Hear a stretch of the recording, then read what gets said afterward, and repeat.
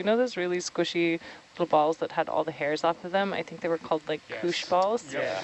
Yeah. Oh, I love this. I love how, yes, everyone, if you're watching on Channel 3, look at how many people are nodding right now along with this. That tells me they kept making them for a few years. But it looked like that. It looked like a purple one of those swimming. That's really bizarre. For sure. So how do they swim? Do they just move their appendages about and they propel forward, or? I mean, it's more of like a wiggle. They have a flat pedal disc that they can just like oscillate, and that oscillation gives them a little bit of lift, apparently. Wow. My Sirochan said, "Don't wiggle, wiggle. It folds." Oh, that song's that been was stuck in my bad. head for all of today. I don't understand the reference. It's a TikTok reference. It's- Are you on Yeah, TikTok, I didn't Steve?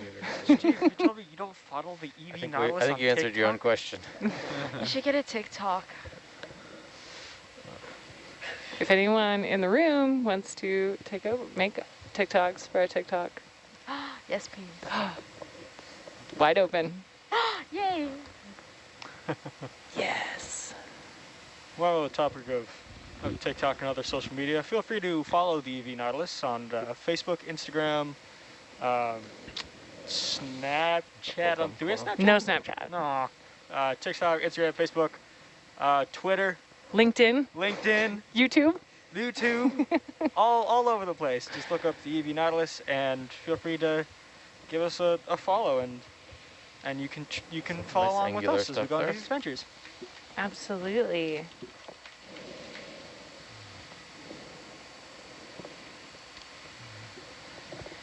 More sheet flows peeking out. Yeah, I mean, there's nothing really we're in a rush to see. We're just driving right now across the bottom, trying to get to the summit of this site, waypoint 6. There is another little bump that happens between 5 and 6. So it's going to be fairly flat coming up here in a little bit, but we'll try and move expeditiously across so we can see the last part of the seamount. Great word. That is a great word. Expeditiously. Yes. Word of the day, folks. Great adverb. So, Brendan, I have a question. What are you ideally looking for in terms of flows with basalt? Like sheet flows, pillow flows, what exactly are you looking for? It's all shape. The more rounded and that's how I know if it's a pillow or low bait flow, and then these thinner elongate layers are sheet flows most of the time. Can I take a zoom in on this triangular fan here? Low baits are also larger than pillows. Oh, the coral? Dead center, yeah. Yeah, all right. Just a second. I'm at the end of the tether here. I feel like there are often places on these seamounts that I would like to go hiking, you know? I kind of can't help but think about that. Like when you look at this, and this doesn't look like a very fun place to go hiking. This looks like Underwater These hiking. look roll like your ankle ankle. breakers. The same thing with how many climbers we have on board. I'm just looking at all these boulder problems. Absolutely. Okay, can we get a... Sheet flows are Good as there? preferred for hiking. There we go. It's So a this hug. this looks like Candidella, something we collected yesterday. Good to confirm though, because it's pretty easy to pick out. It's got its tentacles or polyps closed, which makes it a pretty easy spot. They don't retract all the way parallel to the axis of the colony, so that tells us it's Candidella. Cool. All right, thanks. All right, full wide. It's And the that's another primnoid little coral? coral next to it. Yeah, right. Yeah, next to it there was a black coral. Looked like a schizopathid, at least, maybe bathypathes, or sorry, stauropathes. Okay, Steve, can you talk us through like your methods? I know, you've been Nope, you've been can't give going away to my sea. secrets. You've been going to sea for a while. Yeah. We've been going to sea together for a while.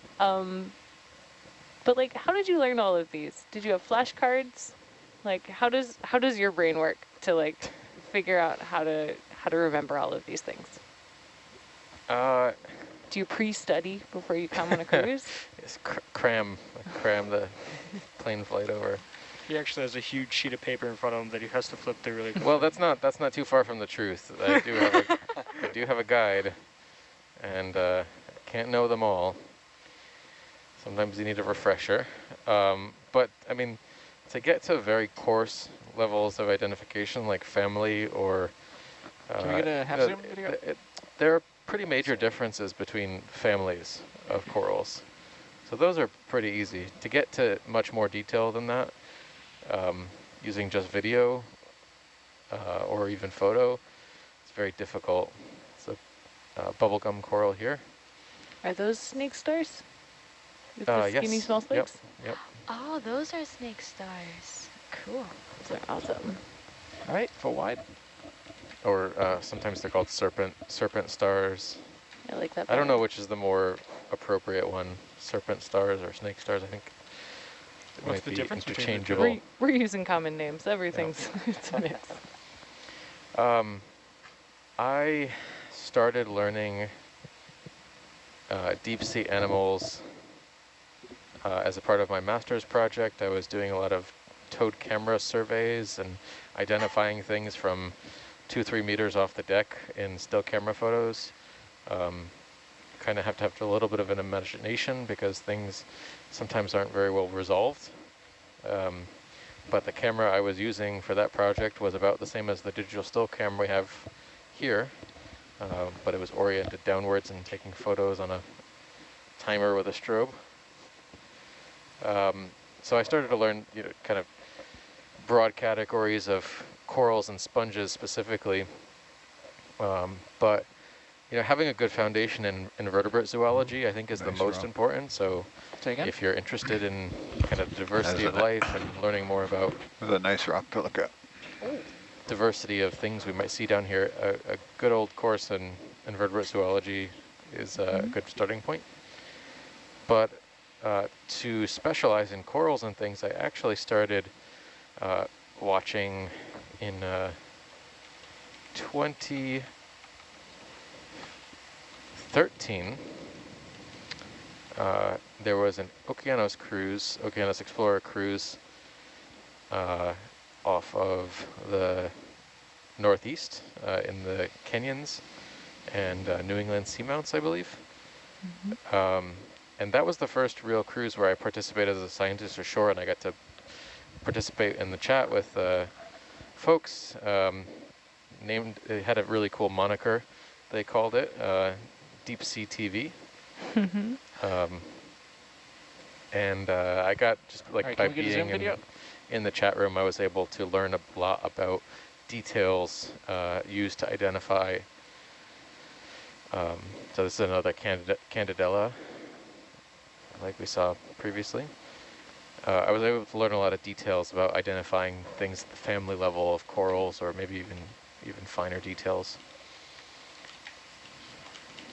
All right, full wide. Great. Okay, heteropathes or paranthropathes in the background, some plexaurids left and right.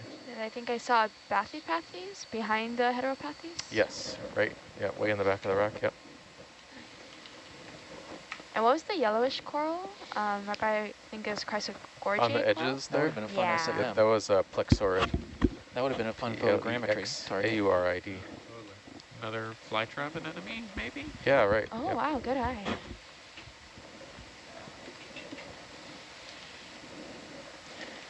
So yeah, that's how I started watching deep sea TV. But it's not just that. It's important to have a good foundation. Can we peel off to the left for a second, or pivot left? Yep. There was something in the sediment over here that I wanted to take a closer look at. Keep going. This way, somewhere right here. There we go. Keep it going. Yeah, you can hold position, I think it was right here. Can we take a closer look right here? Whatever this thing is that's on the rock or in the sediment here. I love this when I'm like looking at one part of the video and you circle something totally different and you're like, okay, I guessed really wrong. Like, That happens to me almost every time. I've looked at a lot of seafloor video, so I see a lot of things that you see shapes. You learn what is kind of a typical shape and what is an unusual shape. Especially if you're targeting something specific like a coral or a sponge. All right, let's get a zoom.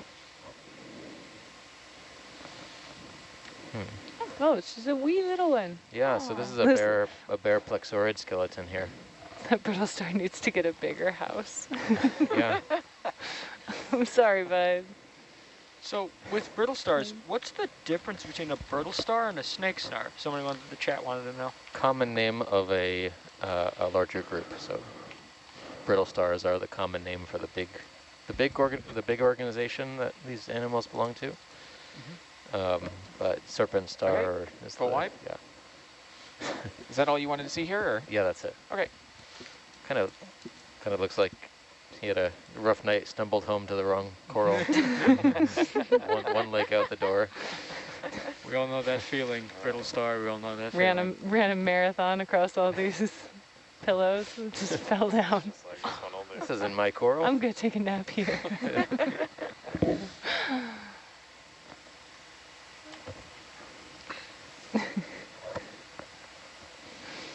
Another one of these sparse branchers.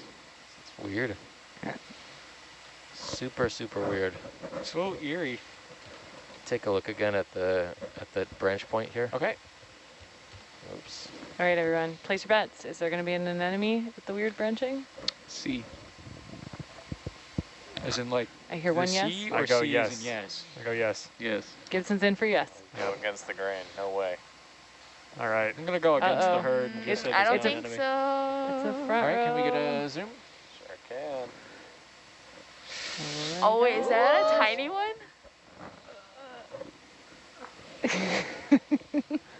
Is it an enemy? I can't. What's the tell. orange circle on the branch there? Oh, maybe not. Okay, but let's look at these like polyp spinels out. Like, Yeah, wow. look at this fierce predator here. Wow. This is your worst nightmare if you're approaching as a marine snow chunk.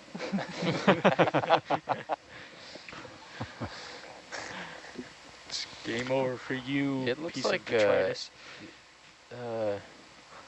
Yeah, it looks like there's a very small anemone right here. Yep. There we go. Yeah. That doesn't, Dang. But there's also a doesn't brittle star. count. But it's branching at Sorry, the Dad. nodes pretty I'll get you next consistently, which is Yeah. helpful. Wow. Look at that. 5 watch bucks to Gibson. 5 watch bucks. I don't know what the AKA, that's a I don't know high what the five. conversion rate is, but you know, Redeemable for nothing. if you get 1 million watch You can have a bucks. piece of chocolate here.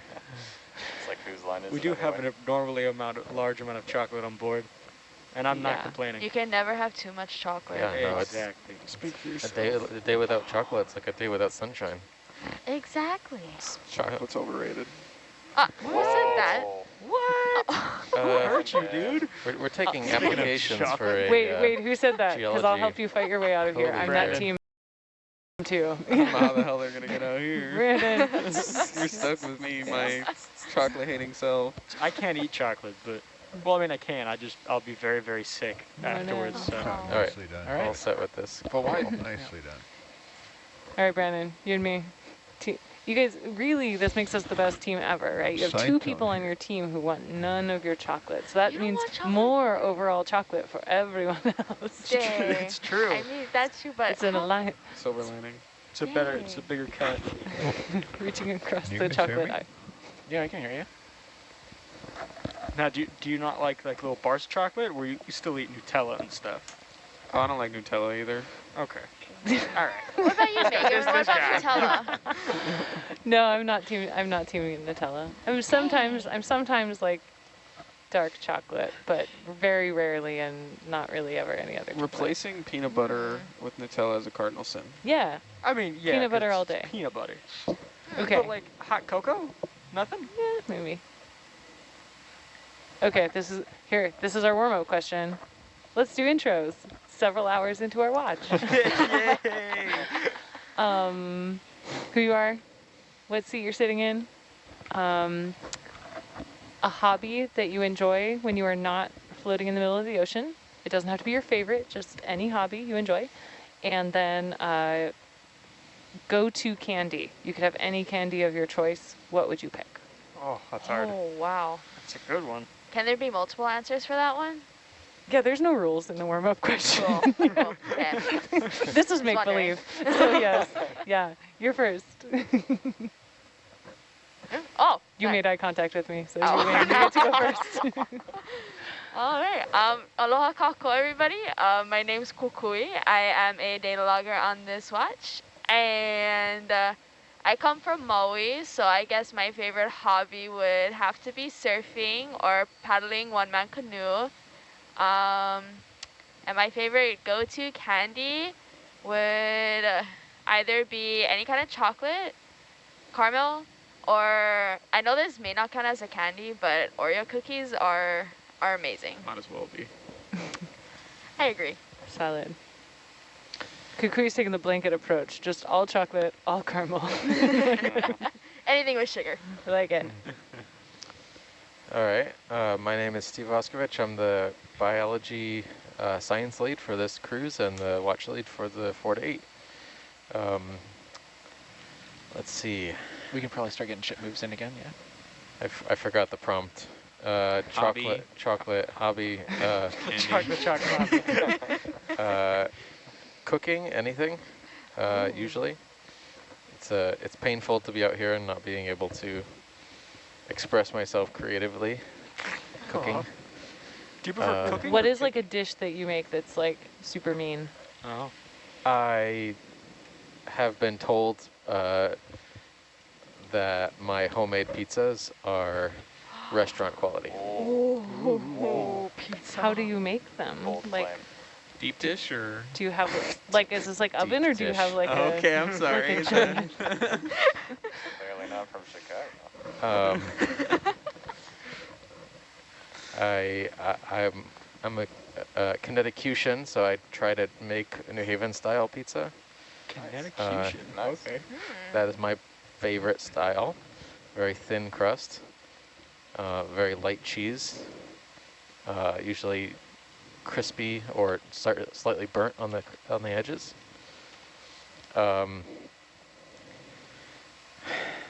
But yeah, candy. I don't know. Pez are nice, I guess, Honestly, haven't, not like- bad.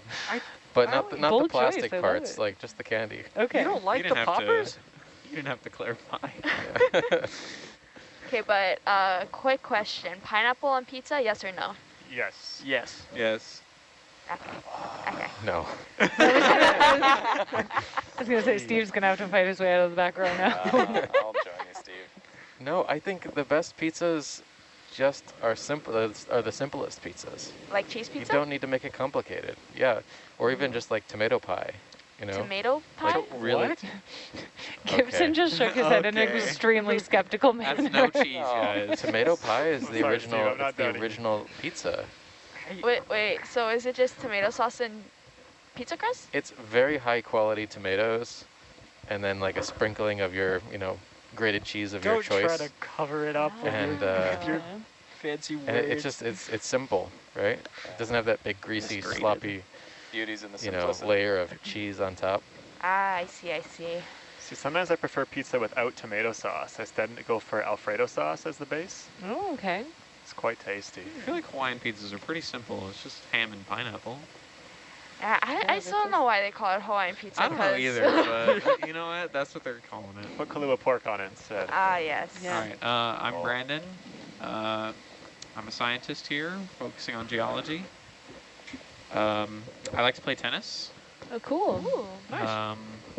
And go-to candy, about some Swedish fish. Oh, interesting. Okay. Oh, Bold Okay. strategy. Solid. Like it. Or sour candy too. Okay. Like a Sour Patch Kids or like Warheads type No, of thing? Sour Patch Kids are too sweet. They're not sour enough. Really? Yeah. Oh, so you're Huh. just for like the lactic acid. You're not there for the. Yeah. Like a sweet tart, or is that tart but not sour? Those are good, but I'm looking for the sour boys. There's a had- local candy company in Hawaii that makes oh, what do they call them? They call them sour hula keiki, and they're definitely just a ripoff of a Sour Patch Kid, but like they're a really different flavor and they're not as sweet, and I like them a lot Okay, better. I need to try that Yeah. for sure. Also, Lihing Mui, I think you'll get a kick out of that one. Mm-hmm. Have you had like the balls, the warhead balls? That's course. just the. They're good for like 2, maybe 5 seconds, and then you gotta spit them out. So What is this weird coral? this is this could be lilipathes here or heteropathes. Looks like a heteropathes. Black coral? That's Black coral, interesting. yep. Okay, Matt, what you got? Oh, hi. I'm Matt. I'm the guest student intern, so I'm kind of bouncing all over the place. One of my favorite hobbies, I guess, is painting and making miniatures with my ooh. friends. Yeah. Wait, miniatures? Yeah, like Dungeons and Dragons, that kind of stuff, like the miniatures you put on the board. Oh, that's so cool. Yeah. I used to go over to my friend's house, and we all got together and for like 8 hours a day would paint and 3D print models that we would create online. And then I think my favorite candy, oh man, I like old man candy, so I gotta say like a Payday, which is just Okay. nougat and peanut butter slapped on with okay. peanuts. Necco wafers. Oh, yeah. All them nickel candies. No, Payday is a good choice. Yeah, I like Payday. Nice. All right, Megan, you're up. Hey everybody, thanks for watching on Nautilus Live. Glad you're here. And I'm Megan Cook. I am sitting in the communication seat for this watch. I am the co-expedition leader for this expedition. A hobby. I like to dance a lot. What Like type of group dance? group Yeah. exercise, like class dancing. I used to teach group exercise, so like it's kind of like a fun throwback to that. Is it like Zumba or? Yeah, once upon a time. Yep. Yeah. My what's mom that? teaches Zumba. That's cool. Yeah. But I also have gotten like really into Duolingo, the app for learning language. So I'm gonna call that my hobby. I'm on a 138-day streak, and I'm really proud of it. Congrats. Yeah. That's So impressive. that's What a hobby. language? Olelo Hawaii. Ooh, may kailua. Gonna have to help me. A lot. Awesome. Oh, and candy. I like sugary candy instead of chocolate candy. So I would pick probably something like everlasting gobstoppers or like sweet tarts, like something that's just like firmly in the taxonomy of sugar candy, far away from chocolate candy. Have you had those like fruit-shaped sugar candies? I love the like banana, like they're tiny bananas. You know what I'm talking about? Runts? I don't know. When they're like little apples and Yeah, bananas? yeah. Oh, love Those them. are so good. Love them. Is it the one that you can get at like a lot of like grocery stores or restaurants? You put the coin in the machine, you turn the Yep. handle, and it like Mhm. comes Yeah. out. That's my jam right there. The most sanitary thing in the world. Yep. Yeah. Nice. Yeah, I once ate like a disturbing amount of those at a movie theater once that had bulk candy. Nice. Disturbing about. Yeah. Okay. It was great. It's great. Fairman Okay. Dan, your turn. Alrighty. Let me switch over here. This fancy Gibson and Dan cam here. I'm Dan. I'm the video engineer for the 4 to 8 watch here, and I'm also the ship's documentarian as well. And I'm living in LA right now, but originally from rural Minnesota. And some of my top hobbies right now, I am heavily invested in climbing and bouldering, which Southern California is an amazing area for that with Joshua Tree, and Bishop isn't too far either. And I also enjoy free diving as well as scuba diving, a lot out at the Channel Islands, so I try and get in the water as much as I can. And favorite candy, I was originally going to say hot take and then say my candy. Brandon actually took it. it is Swedish fish, and the reason I love it, it's such a nostalgia candy for me. I would have it every time I would go on airplanes, and it's just amazing for me. But Brandon, I have a question for you. Do you like the assorted Swedish fish with the multiple colors, or just the red ones? Just the red ones. Oh, baby. okay, they that's come in multiple terrible. colors? Yes. This is news to me. Oh, I can't stand the red ones. versions of Swedish Yes. fish? I don't. Wait, there's different Swedish fishes? Oh my This is goodness. news to me. Really? Can we make like a taxonomy and give them all really long names? They just. You got to get the rainbow ones. They're amazing. Okay. Yeah, they're really good. I'm not sure if I've even tried the rainbow What's the ones. yellow thing hanging out of that coral there? It's a closed up crinoid. It just all its arms Can are we get a quick zoom here? Sure. jumbled up. Mostly Candidella here is not much diversity. There's occasional Umbellapathes, but these are all these primnoids are Candidella. Interesting. It's kind of like a cliffhanger crinoid. It's like folded and pointed Yeah. down. Maybe he's taking a nap. Me and you both, crinoid. Yeah. All right, come white. And are those are brittle stars, right? Yes. Okay. And is that a Brazilian? That's a crinoid over on the left hand side. It's another also, crinoid? Yeah. Okay. Yep. It didn't look like it had enough legs. Arms. Arms. Arms and legs. Just arms.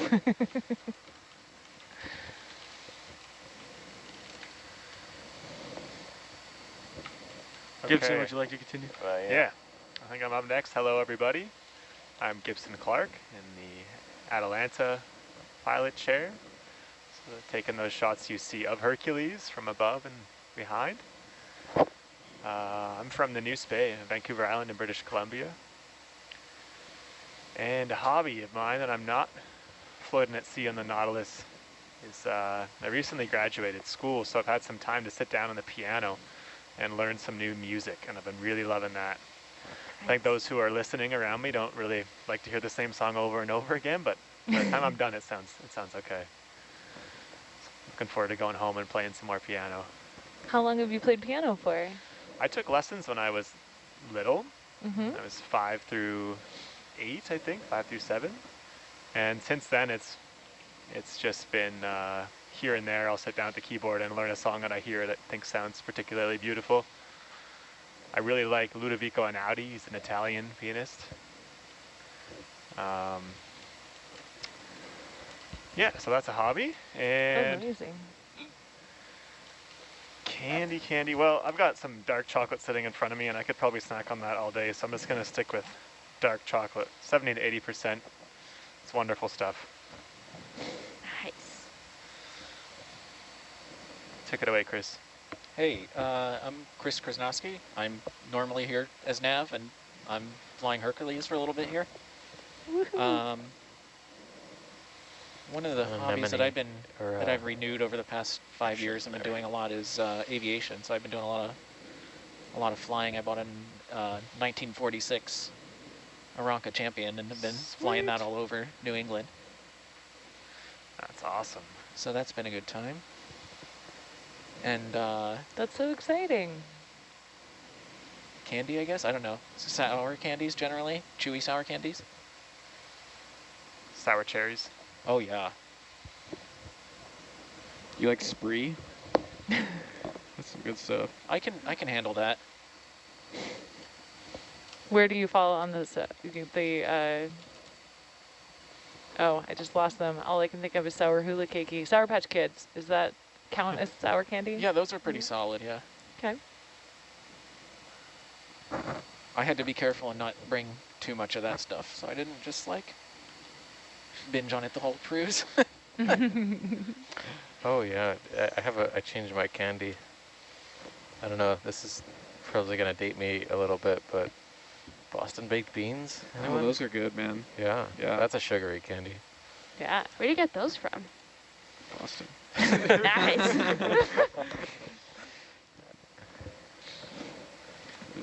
There's a cool store outside Vegas called Eddie's World, and they stock all kinds of candy from all over the world, and they have the best Boston baked beans I've ever had.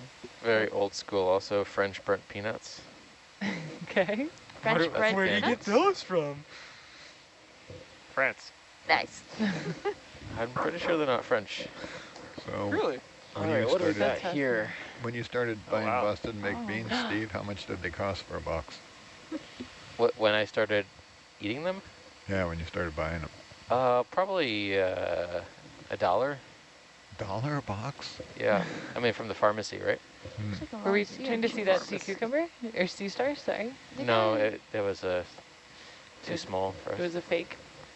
Okay. All right, Dan. Yeah, I guess I'll start with the candy. Date myself a little more. When I first started buying Boston baked beans at a local store a mile from the house, they were 10 cents a box. Oh, wow.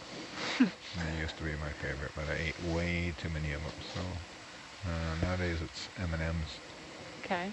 peanut M&Ms to be. Yeah, gotta go specific. peanut M&Ms. And if anyone's craving any, there's a giant jar of them in the ROV shop. They're growing fast, so get them where you can. Good to know. This is a generous offer, but it won't be there last. tomorrow, yeah.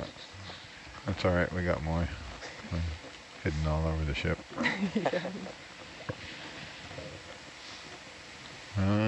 Recent hobbies include well, anything electric, but we've the kids and I have built a couple electric bicycles, so we bought some cheap fat tire bikes and kind of a not cheap Fang mid-drive motor system. Put two of those together. It was quite fun. So riding those, and you get a surprising amount of exercise for an electric bike. I thought it'd just be easy to sit on it and go, but I really like them. You can set the pedal assist to basically nothing or a lot. It's good low rate flow here. We can zoom all over with those things.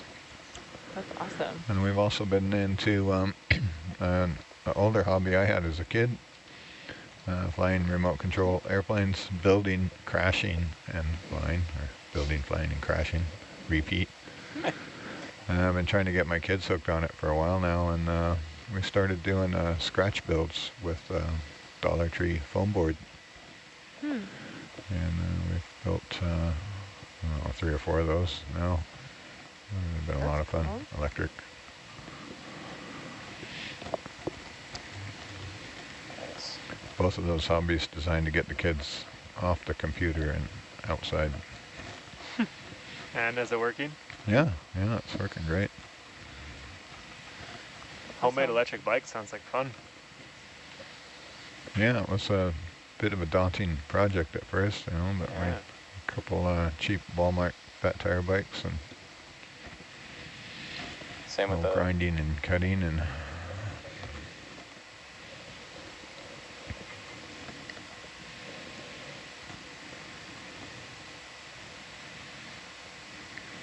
same with the building and crashing the RCs though. Do they do FPV drones at all? yeah, Those are really popular now.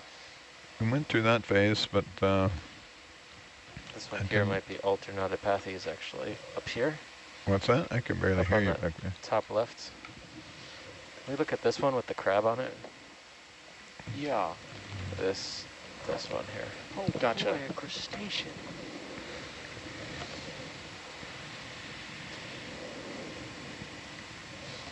It's quite green. Not the yellow one, the orange one to the side of it. This one is a little bit different from the other bathypathes we've been seeing. So this could be alternatipathes, and we could tell Alright, go that ahead, if we video. look closely. And is that a Staropathes by it? Or And it looks, yeah, to the right in the foreground is a Staropathes. So is that a crab or a squat lobster? Both are crabs. Oh, squat lobsters. So squat lobsters are crabs? Yep. Oh, yeah, they're not lobsters. Yep. the name is lying This to is me. The a common name crab in the strikes again. family Chirostylidae. I think this is alternatipathes, this one. But yeah, oftentimes these crabs will perch on these colonies and have its arms out, and whatever floats by, it'll snap at it, and that's usually how it feeds. All right, great. All set with this. All right, full wide. How often do you think something floats by it actually catches? It's a good question. I think it happens.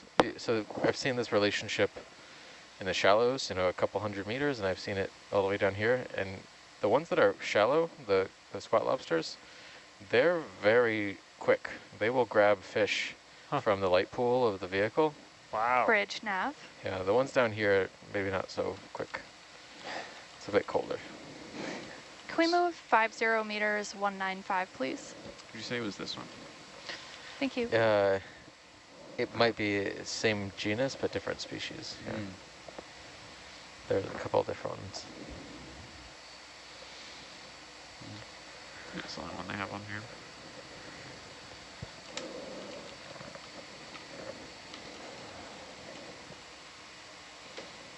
Oh, something swimming in the background.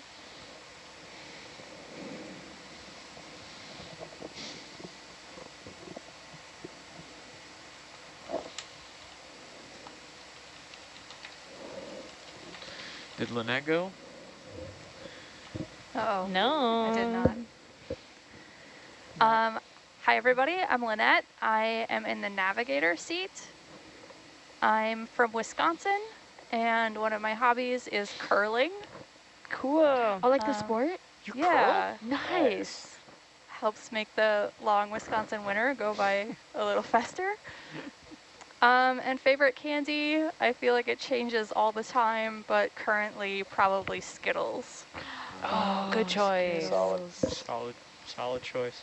Amazing. Thanks also to the viewers who are writing in and sharing their favorite candies. We're glad to have you along with us. Definitely some regional favorites, and we have folks right now. It's getting late across North America. It's almost 8 p.m. here, but lots of folks still with us. And then good morning to folks around the world as we're starting your day in Australia, New Zealand, Taiwan. And good evening, good night to folks in Canada and the United States.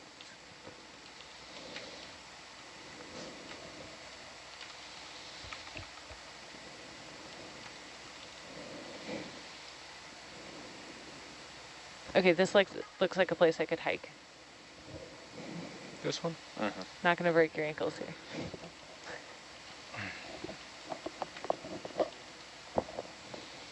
I'm not sure if this is a drawn out low bait flow or a sheet flow. You can Maybe go somewhere between. sideways or zigzag if you want to go down the hill. Okay. And kind of use, stay closer to Atlanta so you can see if you're going to mow over anything. Yeah, so does the sheet flow, I mean, it doesn't have to be continuous. Obviously, they break and they crack. Right. But this does have that kind of like mounded Yeah. texture. Is that what you're seeing when you look at it? Uh-huh. And, I mean, sheet flow is not expected to be What is this just one thing flat layer, but here? It's a cucumber. Nope. Oh. Is it a slime star? Yes. Slime I'm so star? excited. What's a slime star?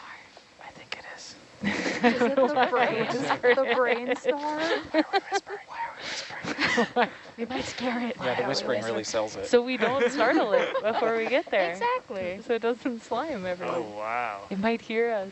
Okay, can we I get am up there? so surprised. This might be the Absolutely. first one of the cruise. Oh, I and think it is. we have been in the very Whoa. prime of its depth range the whole time. Okay, tell us more. So it likes these deeper depths we've been diving Yeah, it's at? a deeper species, yeah. So this is a slime star, or family Pterasteridae with a silent P, PT, ER, Pterasteridae. And the genus is probably Hymenaster. It's also called a slime star because, well, If you bump it, guess what happens? Just Google it. Yeah. I got a bunch of good pictures. Yeah. On So that. how QC. closely related, I mean, where I live in Washington State, we have slime stars. I don't know if they're all in the same group. Shallow No, and deep. yeah, probably not. I don't know what the depth range of the pterasterids is, but you can find them at a few hundred meters, but I don't know if they have any shallow water relatives. That would be something to look up. And what does it feed on, the slime star? Probably exactly what's around here is sediment, organic material. So we just kind of fed it. That's its well, back, but yeah. Yeah. if you like smear food on its back, sure. Do a flip, get it off. But if you watch it, there's actually like a valve that will open up and it'll take water into its body, and it'll use that to move and carry out its functions. But it's not the madrepora, it's a different structure entirely. Very easy cool. mistake to make. So it has two? It has a madrepora and full zoom there. I a water believe valve? so, Yeah, can we but get a now little I'm more zoom? getting to the edge of my knowledge on the subject. Sitting down there. But they have like, so Nice. this There like, we go. bumpy layer is a Nice very move. thin layer, kind of like a gelatinous, epidermal layer. Wow. they're so Okay. cool. Slime star check. Okay, full wide. One to cross off the bingo card. Totally. There is Nautilus Live Bingo. If you're watching along at home, click on the Education tab and then click Games and Creative Challenges. There's Midwater Bingo and there's Seafloor Bingo, where you can print your own cards and then, cheer at us when we say all the right phrases, which I don't remember what they are. So it's going to be a mystery to all of us.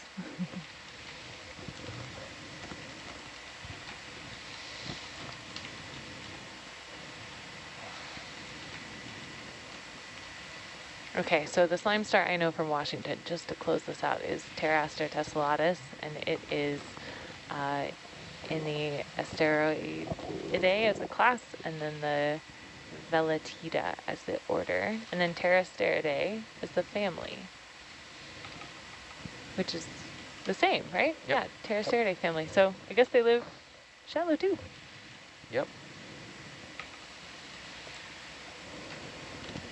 That's awesome. Now I'm armed with one fact of like, is there anything you see down there that you see shallow? I'm like, cousins of those.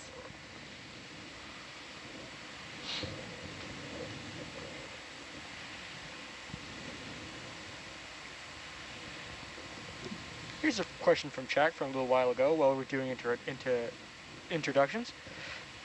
How frequently do you discover new species? And what is your most exciting discovery?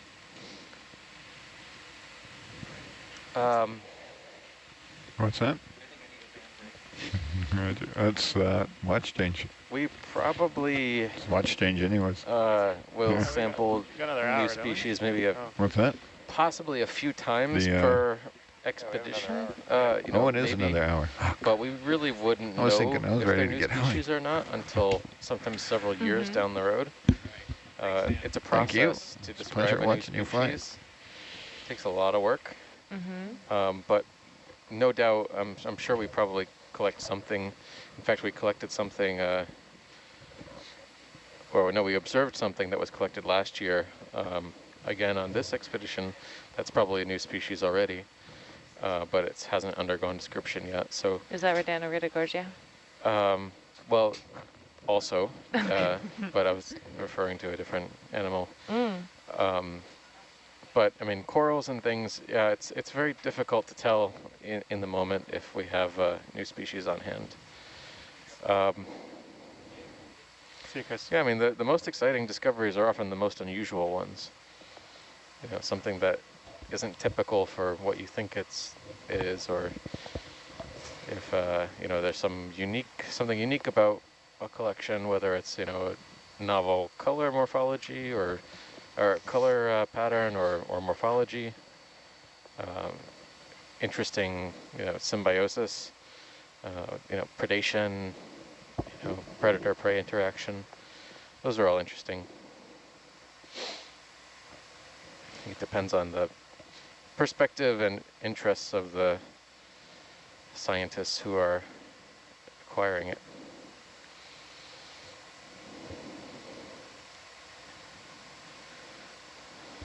So oh, go ahead, Matt. Oh, no, no. I wasn't going to say anything. I have an unrelated question for the video engineer. Oh. What happens at the beginning of the dive with the color correction? What's going on there? Why are we focusing on the white sticker, and what's the thought behind that? Yeah, absolutely. That's a good question. So even with just simple point and shoot, DSLR mirrorless cameras, they have different color sciences in them and different white balances. So you can basically run things through different temperature ranges, and we call that Kelvin in cameras.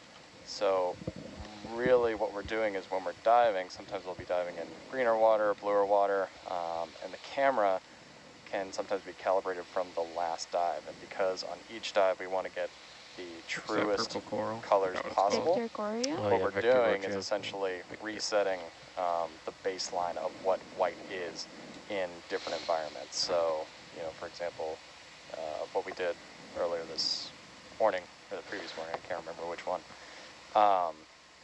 was zooming in on that white square, taking that white balance and a black balance for this camera, and basically saying this white that we have here is true white. And if we go out, on Hercules and see that white square, it is a pure white. So essentially what it's doing is giving you a baseline for what a true color is, and then everything we see from there on is as accurate as possible. Understood. So you can do some color grading on the fly. I don't know how to do it on this system, but I know it can be done. Down we go. But that's kind of the basics of it. It's really just trying to accurately represent. Small little valley color. here. Yeah. Got it. Thank you. Nice explanation. Yeah. Good question. It's another We've thing seen some too, absolute. Oh, go ahead. Oh, I was just going to say another reason why. Say again, Dan. Oh, okay. Why there's a lot of processes in cameras, including white balance, that most of the time are auto, because you can absolutely do auto white balance. Almost every camera nowadays has them, but same reason we're doing manual on everything. Manual focus, manual zoom, manual iris, because you can't entirely trust, the camera sensor to do it all for you. Sometimes it'll want to focus on things in the background, or it might not pick a white balance that's accurate to the color, to the setting that we're in. So. We can cross the valley and go to towards waypoint 5. Thanks, Dan. We don't have to follow the ridge here. Great question.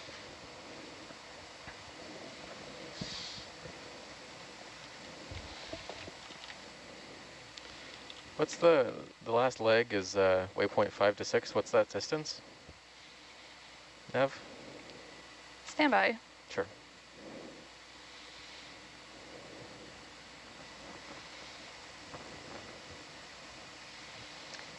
About 800 meters. All right. Good timing. Yeah. Standby is such a wonderful word. Does anyone use standby at home in their lives? Stand by at home? I'm going to need you to stand by. Yes. Like, while you are at home, I mean. Like, it's a very common thing to say out here. It is a wonderful word. It's very, very common in film and TV, and Okay. my non-film and TV friends kind of look at me strange when I use it. Well, now you can blame it on 2 of your worlds. Yeah. It's also a ship thing. Oh, it's just a ship thing.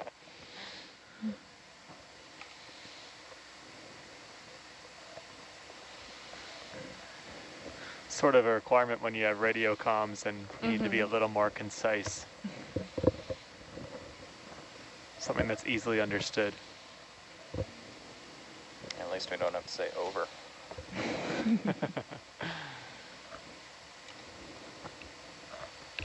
Okay, Kukui, do you know this one? Erratic Gorgia, Magnus Borellus. Iridogorgia magnispiralis, yeah. Yeah! Well done. Yeah! Plus 10 watch bucks. More richer than I am. double my wallet. 0 times 2 is not 10. Hey. Fair point, fair point. That. How important is math in your work? Around the room, everyone says it all. 0.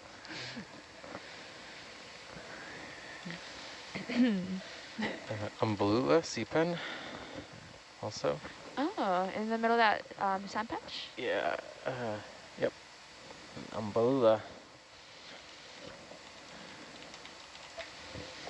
These don't escape, these sea pens. Please stay. We come in peace. They're very, some of the, I think this is the deepest dwelling octocoral ever recorded.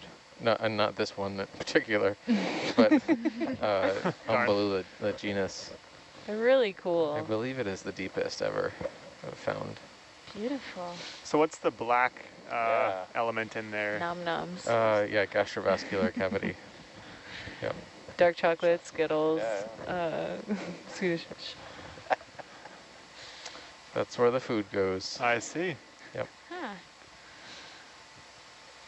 And It's then neat. the rest of the half of the polyp, when they are in reproductive modes, you'll see big yolky eggs sometimes in the rest of the colony. This one doesn't have it, but sometimes they'll get jam-packed full of eggs, ready for reproduction. Do they disperse those? Oh, yeah. That's a good question. I don't know if these are broadcast spawners or brooders. Okay. Those are the two flavors of reproduction for corals. Yeah, I'm not sure. It's amazing how symmetrical it is. Yeah. And what is that pink stuff in the middle of its colony? Good question. I'm not sure exactly what that is. When you stump Steve, you know it's a good question. It's fascinating. Yeah, it's probably some other sort of tissue. Could be, reproductive glands or something like that. Okay. And is it bent over like that because it's too heavy, or is that a sort of habit to collect food in the right current? They will typically orient with that mass of polyps pointing down current. Down current, okay. Yeah. The idea is that as the current comes over the colony and hits the polyps from behind, those polyps kind of create little vortices or eddies, and whenever there's a big fish. Yeah, that's a big fish. Whoa. Oh, wow. Whoa. It looks like an eel. Let's go see it. Be our friend. Fish are friends. Who are you?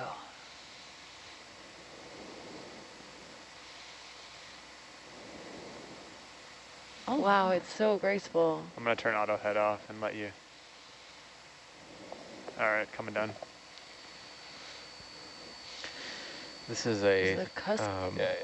Synaphobranchid eel, also known as a cutthroat eel. Wow. That's a cutthroat eel.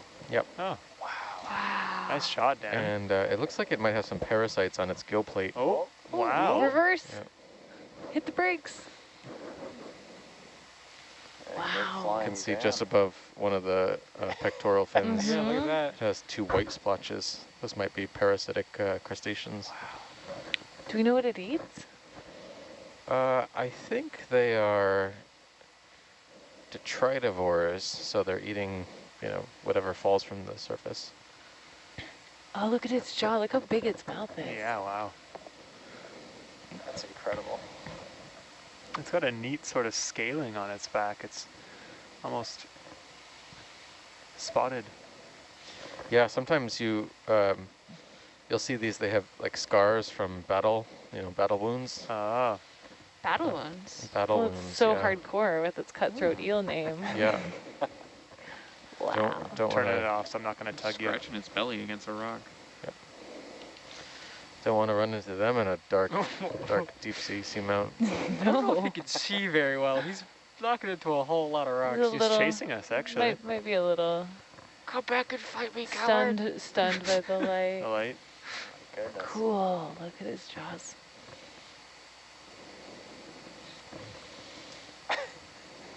Wow.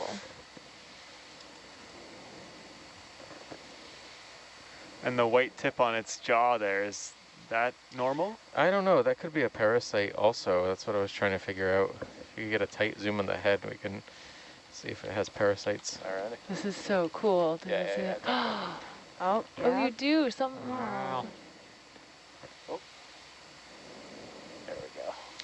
So there's definitely some sort of parasite on the gill plate on the right-hand side of it. Mm-hmm. I'm not sure if that splotch on the lower jaw is parasitic or not.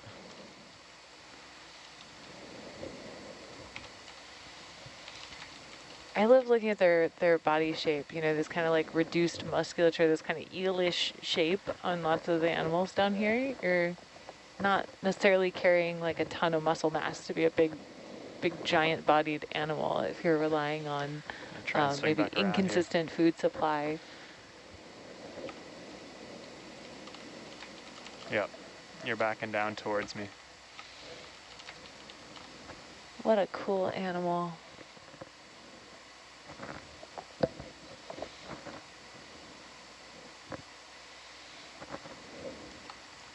There we are.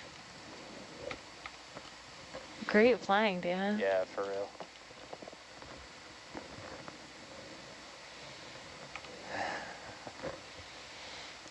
Here's a question for the chat.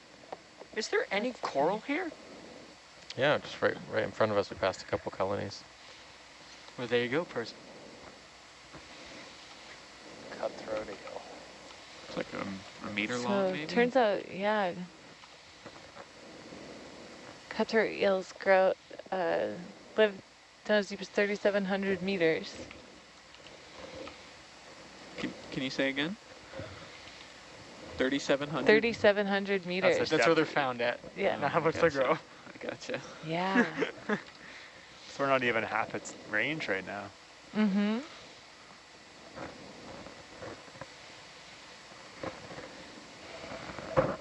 So cool just to watch it for this long. Is there a lifespan information on this guy? No clue.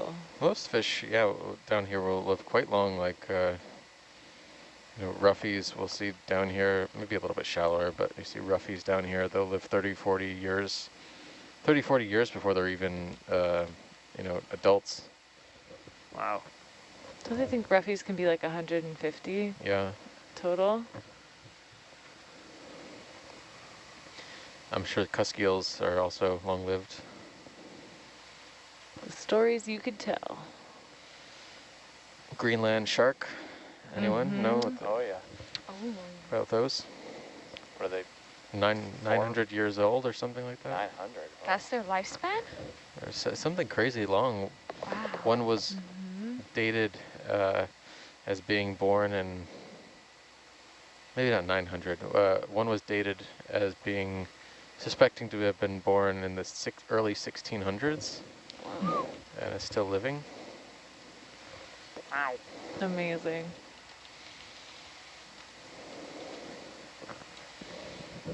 Sure. Thanks for letting us tag along. Bye, friend. Black corals are known in some cases and been dated at 4,000 years old. I love that fun fact. That means like the Babylonians were just starting to invent math at the time that like individual animal settled down and That's started growing. a really cool you know? fact. Wow. 4,000 years old. Love it. Well, black corals had 4,000 years to invent math and just didn't do it. Scrubs. So, I guess, Who's the real winner? Who really wins the evolution race? win some, you lose some. I mean, we don't speak black coral. Maybe they've got math we've never even heard of. Maybe they do. Joke's on you, Black Coral. We got opposable thumbs. Black Coral's like, oh, I just have anti-cancer drugs. Yeah, okay, that's fine. Alrighty. Yeah. Tit for tat. You can keep your math. Yeah. And opposable thumbs. Yeah. Oh man, that was so cool. That was very Yeah, that cool. was a highlight. Yeah, good eye, Brandon. I'm sure everyone would have seen it. 15 watch bucks. Dang. Inflation Beat is out of you. control. It's Whoa, out of whoa, control. It's okay, I'm still being Gibson. I didn't intend actually to like make this way. Sorry. Humans often do things like that. Okay, Matt, question for you from a viewer.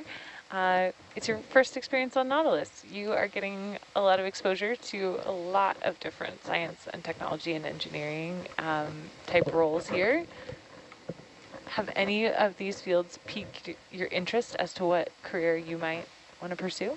It's a weird question because the answer to that question is yes, all of them have, and it's all pretty much equally so. I find the ROV stuff really interesting. I find kind of sitting in the back row here, trying to identify each coral and seeing all these animals really interesting. I hear Lynette talking to Bridge and with all their maps and everything up. I think that's also really interesting. I'm really enthusiastic about this all, and I think it's a little early to start narrowing down my field, but this kind of profession, especially in oceanography, I think this is definitely something to look forward to in the future. Another sparse That's awesome. brancher. We appreciate your stoke. It's Oh, yeah. fantastic. Yeah. That always brings the energy. Look at this anatomy. So this one Feed is, me, Seymour.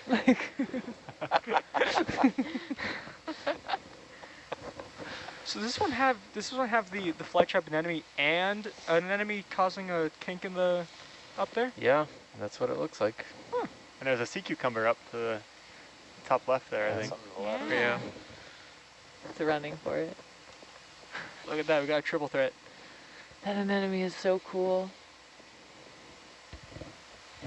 Are Venus flytrap anemones specialists in anything, or also just in that marine snow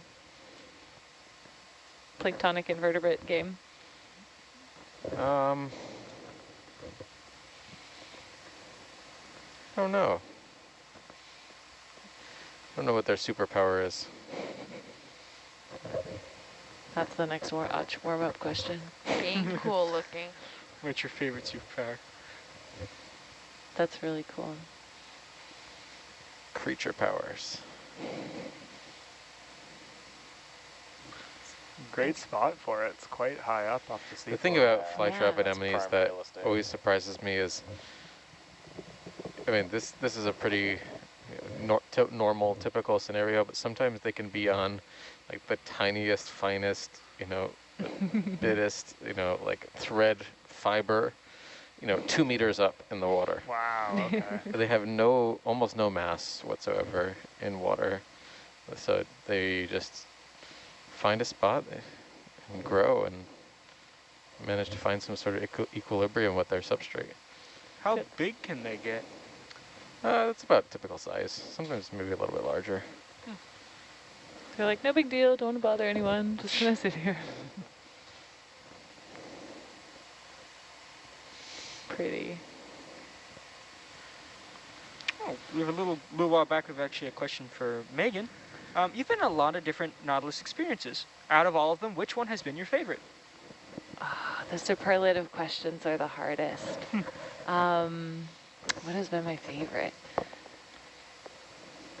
I just have a lot of favorites. I think, Steve, the expedition you heading brought up the other 045. day, the Anegada Passage expedition in 2014, that was a favorite for me. It was the first time I'd really dove on seamounts, specifically. The first year I'd come out, we were diving on coral reefs, but in kind of a salt dome near coastal environment, looking at the midwater horizon, Can we do deepwater a horizon response. tight zoom on the branch point there too?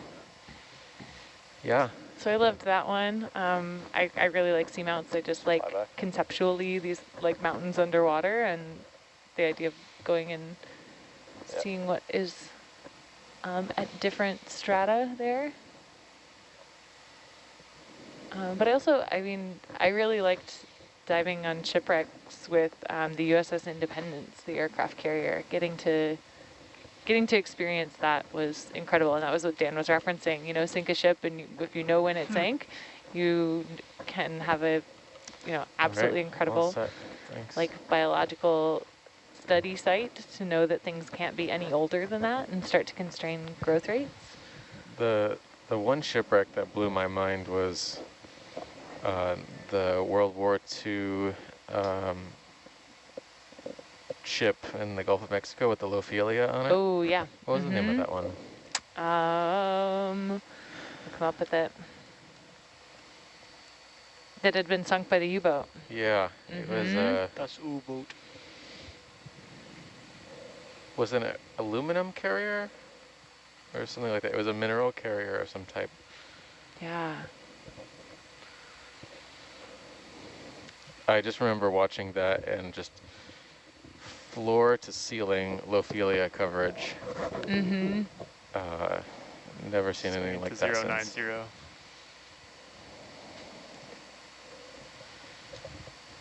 Yeah, I mean, such a fascinating thing that in certain environments, just like any hard substrate will do, you know, and you know there's a lot more happening, you know, chemically that can support those types of communities. Yeah, that was Continuing to come across here. the Alcoa Puritan, that ship, or the Gulf Pen. I think the SS Gulf Pen is the one with the Lophelia. Bringing it all the way around, 180. Yeah, that was an incredible expedition. This was a series of shipwrecks, all from the same story, that a U-boat had sunk one of the ships. The escort vessel came around, dropped depth charges on the submarine, sunk the U-boat, and then another had also been damaged in that. And so all of these ships went down very close together in the Gulf. But a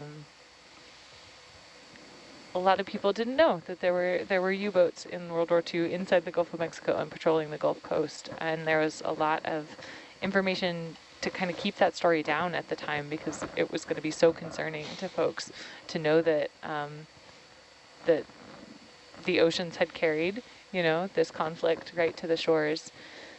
But that was, you know, I always really liked history, I guess, growing up. I read a lot of history books. So maybe it's not a surprise that ocean and history coming together are some of my favorites. It's interesting. Learn something new every day. I never knew that. Yeah.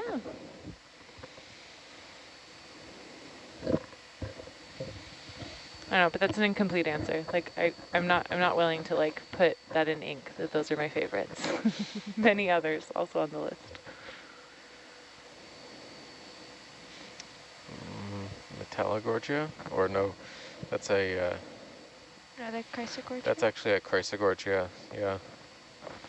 There's a Chrysogorgia species that looks very similar to Metallogorgia, but you can tell because of the color of the axis, it's more golden, not black, or dark. Did you see the cone-like structure behind it? In the back, Yeah, is that a snail or something on that? Was that a base of a something? Oh, it's a chirostylid squat lobster. Oh. Yep. A squat lobster. So cool. Yep. Oftentimes they'll have associates from very young, growing up with the colony.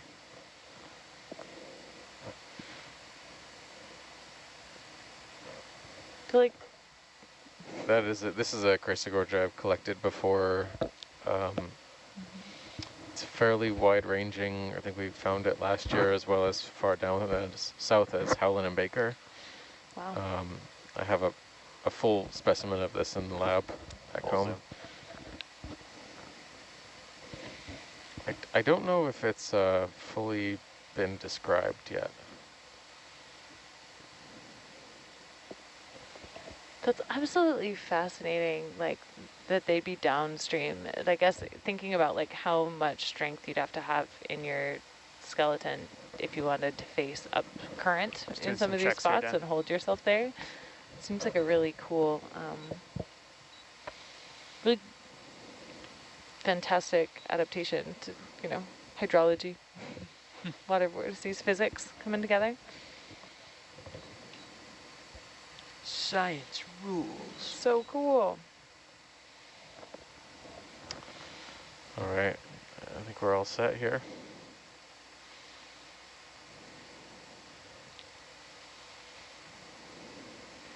Comps look good. We've still got 2 Niskin bottles, right? Let's see. I believe so. All right.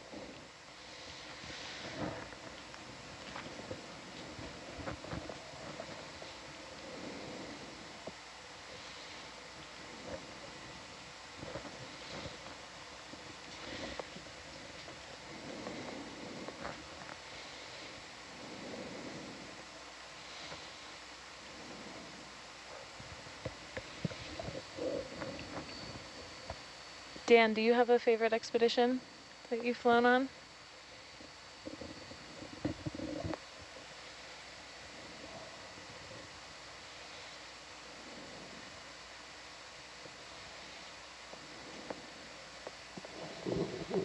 I don't know if you are answering. Yeah, sorry. No I was worries. off SPL. Still kind of fond of the very first one, bubble hunting with Tamara. Mm-hmm. Dr. Bauer. I always butcher her last name. Methane hydrate bubble hunting off the west coast. That's close to home. That's a cool one. Yeah, it was close to home. It was easy, easy transit to get to the boat. We had some, sorry, I'm just going to spin around here for my tether manager. We had some new tech that I'd, hadn't been tried before on this vessel, plus all this was very new to me. Yeah. I had some really excellent veterans sitting on each side of me here, so it was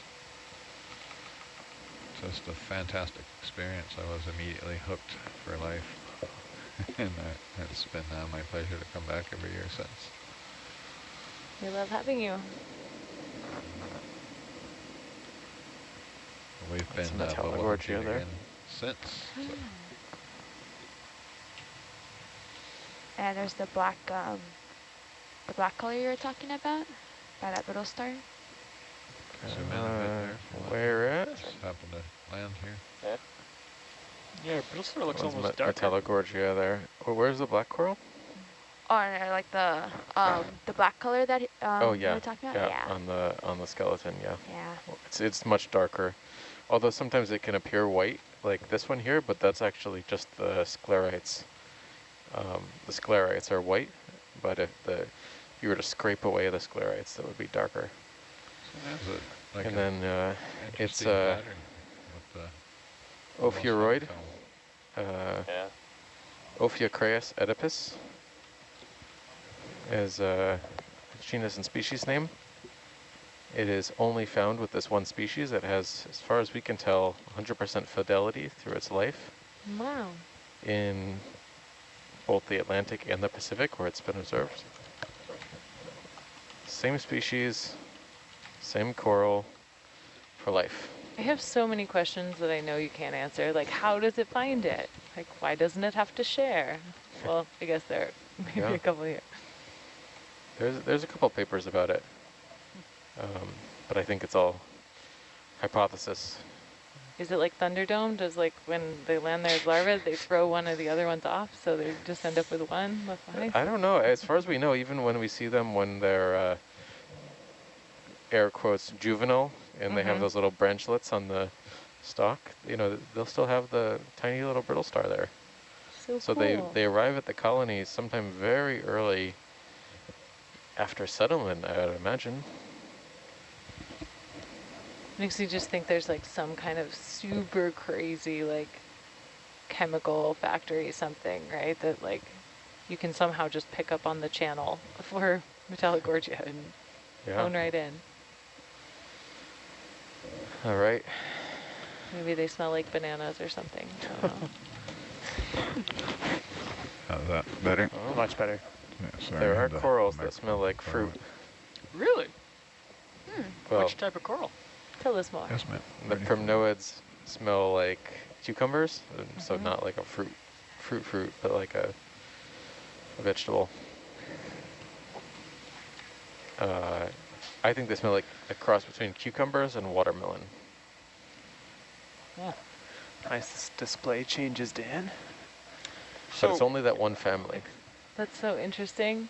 what do corals normally smell like? Seawater. I was like, good. How to describe that? Yeah, Or seawater. a young crinoid, or maybe one that's regrowing. Yeah. Oh yeah. Tiny. It's a baby one. Oh. Zoom there a bit. Is it just a little young? It's really interesting. Big stalk. Yeah, it's a little lot of flower. stock for an itty bitty little. Yeah, might have fallen off. Or jettisoned all its arms. Is that normal for it to jettison all its arms? I don't think so, but who knows what happened to it. It's got some stories to tell. The Hi arms to our definitely viewers look in good. Indonesia, Okay. the UK, and Finland who've just Good joined flow us. through here, though. Thrilled to have you exploring with us. If you have questions for the team, send them in to the question box on Nautilus Live. If you're watching over on YouTube, hop on over to www.nautiluslive.org to interact with team member bios and send in questions to us. We'd be happy to answer them. That is a rather large sponge. Yep. I think this is also a ferronematid. Maybe also Poliopogon. Here's actually, that's Is going it to kind of answer. this like hairy base on it?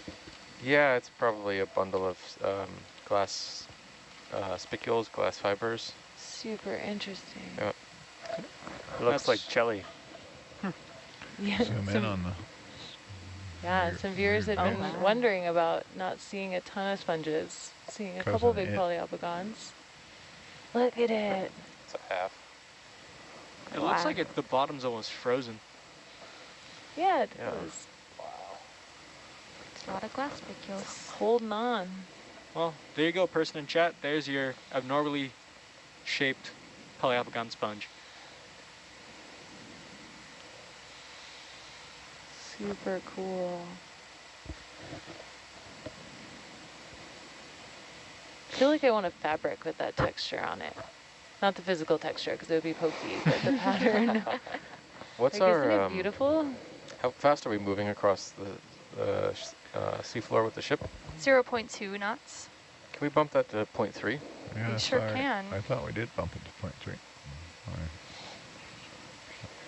Yeah, absolutely.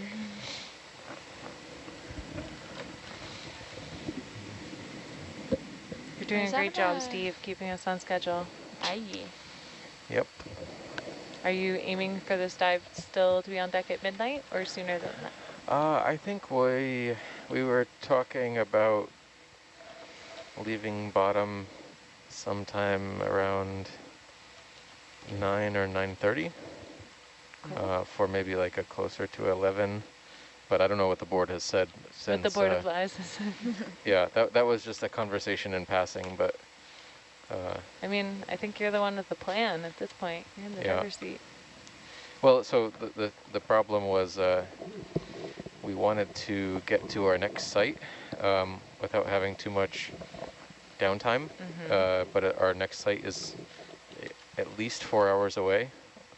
So if we came up at midnight, we wouldn't make a 4 a.m. launch. Gotcha. So if we come up a tiny bit earlier, we have a more relaxed Evening. chance of getting that 4 a.m. Or if, I don't know what was decided, but there might be a little bit of a delayed launch depending on what time we end up getting back on the deck. We need to process samples, and there's a lot of samples to process. Atlanta heading dive. 090. Roger. Flattening out here. To answer that question in chat, is there any way to see what depth you're at? There is, if you go to our Nautilus Live website, it'll show you an active counter of how deep Hercules and Atlanta are. The Grafana page as well has all the great info on it. It will. If you click the more data, which is just at the bottom of that initial data display, you can pop out to a even more detailed view. It's pretty cool. Mm-hmm. Yeah, big shout out to our data systems and data engineering team who worked really hard on making those things more visible over the last few years, and also been working on the Scientist Ashore portal, which is where our experts who are contributing species IDs and guidance for the dives are participating, paralleling this chat.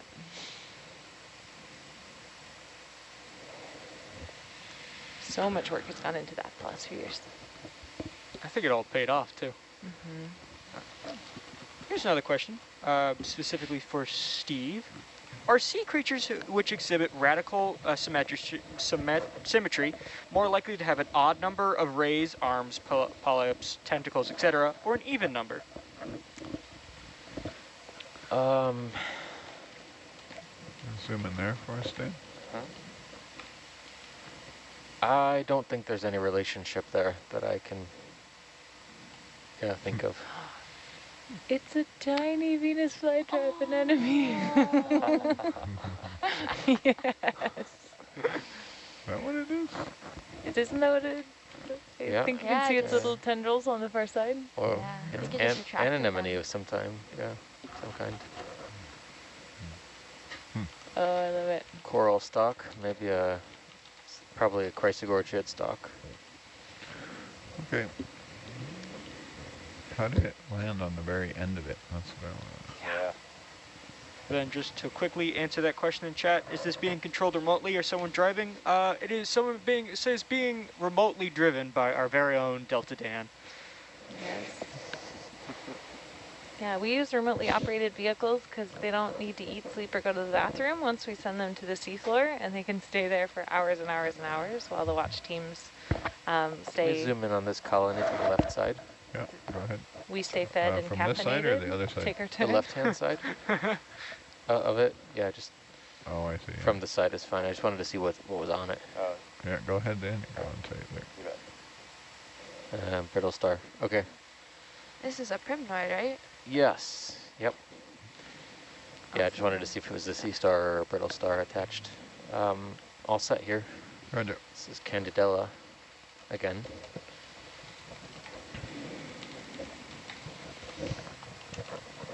Yeah, so there are a lot of different tools in the toolbox for exploring the ocean. Crewed submersibles, remotely operated vehicles, autonomous underwater vehicles, autonomous uncrewed surface vehicles. Been spending a lot of time the last couple of years working on combining those technologies. I'm really proud of the team. I'll just say it, like, we're really good at doing this type of exploration, remotely operated vehicle exploration off of the ship. There's a lot of work left to do to understand our oceans and gain the pace of information, not just data, but information that we need to care for our oceans as we go forward. So the name of the game is really going to be like yes and on technologies going ahead. So more autonomous vehicles, more machine learning algorithms for processing data, and in the next couple expeditions up ahead, you'll have the chance to see more of that work going ahead, including the use of the uncrewed surface vessel Drix, which will eventually be kind of like be able to map autonomously or map uncrewed while Hercules does and the ship do different operations. So we've effectively almost like doubled the amount of work that we're able to do at once, and that's the vision. Cool. It's a very cool piece of machinery, Drix. Mm-hmm. Did they collect any multi-beam data during the tech demo? Yeah, and they also had a lot of great successes using Drix as a relay for Mesobot. So gathering data and redirecting vehicles, using it as a tender for other vehicles, data relay. The next expedition will be headed up into Papahanaumokuakea Marine National Monument with Drix, which will be great.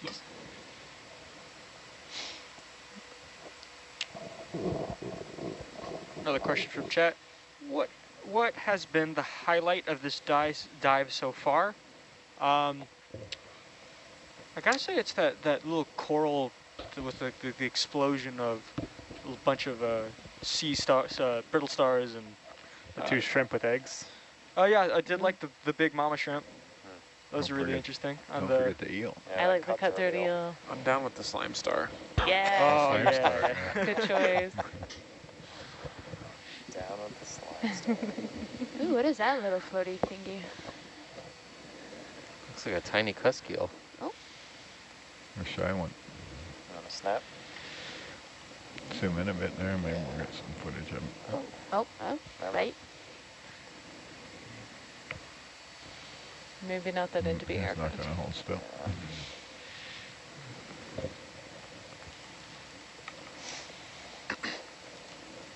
There was a big eel at the end of the light path just a minute ago.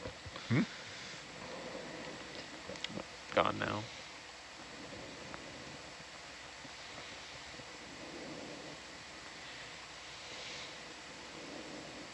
Oh,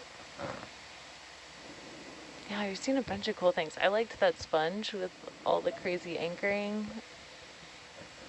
I liked the Iridogorgia that had started over with a tiny little squirrel inside its giant squirrel.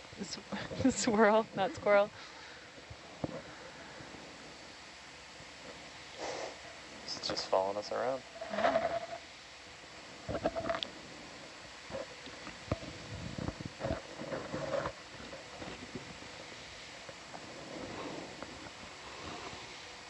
It's a couple centimeters long.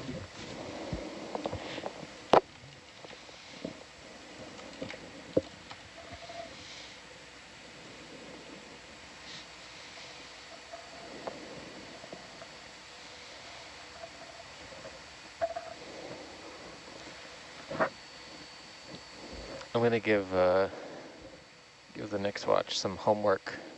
Okay. If we do finish this track on our watch, which is unlikely, but can we put in another waypoint and call it waypoint 7 immediately to the northwest of waypoint 6, kind of where that little local peak is? You see, yeah, right there. Call that waypoint 7. Let's see if they, I think they might be able to get to 6 at least, and maybe traverse along the summit of the seamount a little way and see what's up there. Quick zoom there for us. Oh, that's a Candidella gigantea. Oh, the one below it. That's a, yeah, right there. That's Candidella gigantea. And then it's also a primnoid. And then immediately above that was the Umbellapathes. Yep. Umbellapathes is probably the most abundant thing at the site, I would say. Yeah. So far, at least since we got up on top of waypoint 2.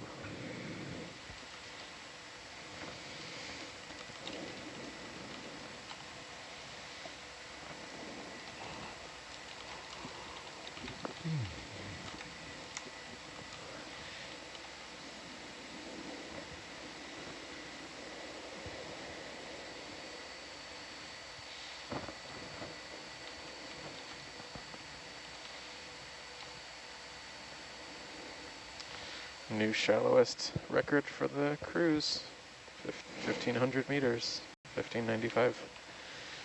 We should We're come up practically at, snorkeling. yeah. we should make another 100 meters shallower, so there might actually be different species by the time we actually get to the end of waypoint. Nice. That's cool.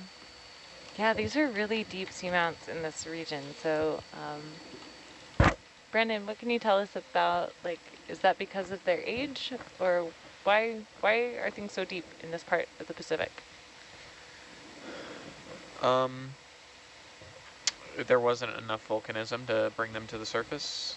It also could be age, because we saw a geo, right? So yeah, age has something to do with it, because wave action will erode them down eventually.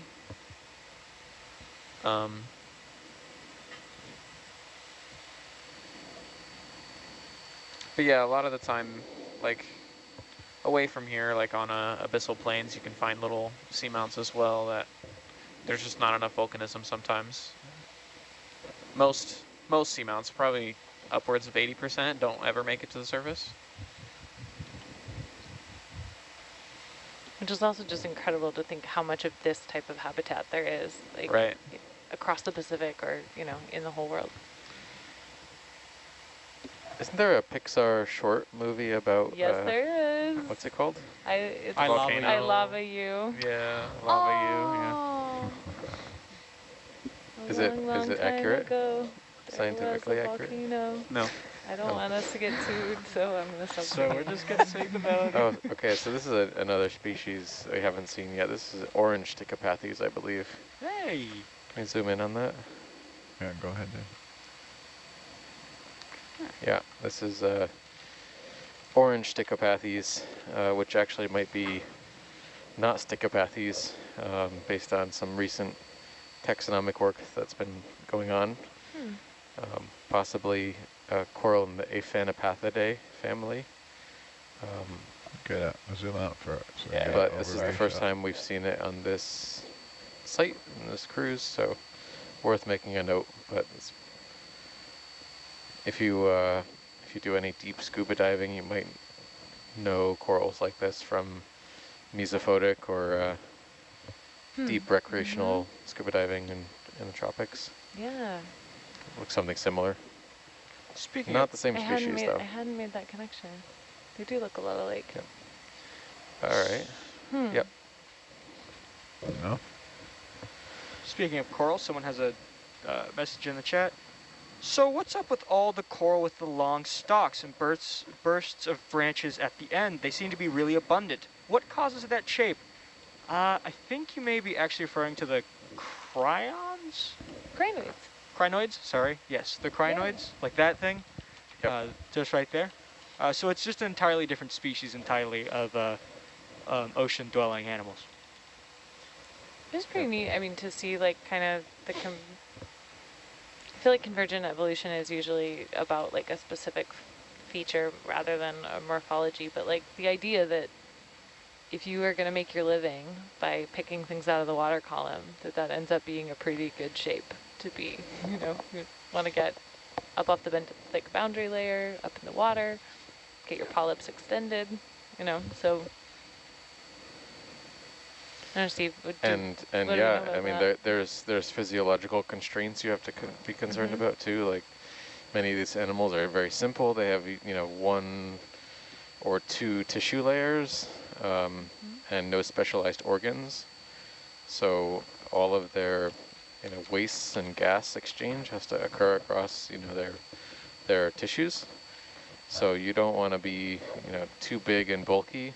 You want to be simple. You want to have a lot of high surface area to volume ratio appendages and things, so that those chemicals can diffuse very easily.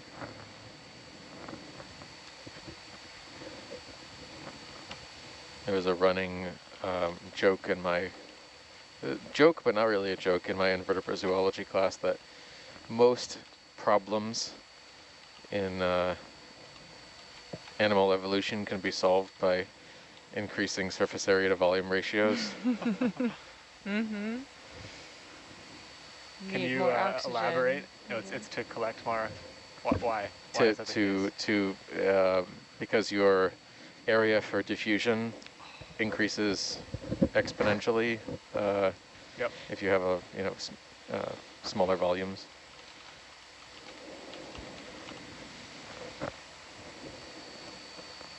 Yeah, so problems that can be solved really easily good. with just diffusion, Yeah, like keep moving. oxygen and waste management. Like if you get too bulky, you're gonna need to also evolve complex systems to manage that. Yep. It's like, I don't know, flatworms are the classic, right? Like you wanted to get bigger, but you stayed just as flat. Yeah. I mean, there have been times in Earth's geological history, like in the Jurassic and Triassic, where, you know, the oxygen concentration in the atmosphere was much more rich than it is today, and you ended up with things with larger body sizes, like giant insects and things like that, because they had a bit easier time to diffuse gases and specifically oxygen across their tissues to feed their hungry musculature. But that's not the case today, thankfully. We don't need giant dragonflies chasing us around. Wow, that's really Although interesting. I'm pretty sure humans could find a way to ride them. If they were. That's what you went to first. Don't you want to ride a giant No, I do, dragonfly? but I was just thinking of It's very Avatar. surviving them. I was about to It's say. very like ichthyosaur. If you take like an ichthyosaur and put some dragonfly wings on it, now we're in Jim Cameron's brain. Just imagine like a dragonfly, a giant dragonfly, but sounding like a helicopter. Interestingly, the Hawaiian word for helicopter is pino, which is also the Hawaiian word for dragonfly. Oh, so cool. Yeah. And what is the word again? Pino, I think. Pino? Pino. Awesome. I can look it up real quick. Another question from chat. How deep does the ROV go? Is it even worth going extremely deep? Would there be a lot of life? I know off the top of my head from, I think the ROV goes 4,000 meters. Is that right, Dan? Yeah, correct. And would it be worth going down there for a lot of life? Yeah. I'm not sure. It's always worth going down there. Absolutely. I think like the kinds of life change, right? So, but if you are a sea cucumber fan, let's get down there. Or if you're looking for rocks, or you want some water samples. there's A lot of reasons to go. there actually, yeah, there's a lot of strange things when you get down that deep. I had the fortune to do a 6,000 meter dive with Deep Discoverer a few years ago in the Phoenix Islands, and So cool. there's some really gnarly invertebrates down there. Stuff you don't see. How deep is D2? I didn't know it could go that deep. 6,000. Our depth was 57 something meters, 57, 70 meters. Wow. It takes a long time to get down there. We only had about hour and a half of bottom time. Oh my gosh. It was a day. Yeah. That's a big day. It was a little day, but also a big day. A lot of blue water. That would be a lot of blue water. It's a lot of blue water. So if your ROV can dive to 4,000 meters, you can get to 50% of the world's ocean, meaning 4,000 meters is the average depth of the world's ocean. So there's a lot we can still go and see. Oh, And if you can go to 6,000 meters, you can get to almost 90% of the world's ocean. Ooh. Wow.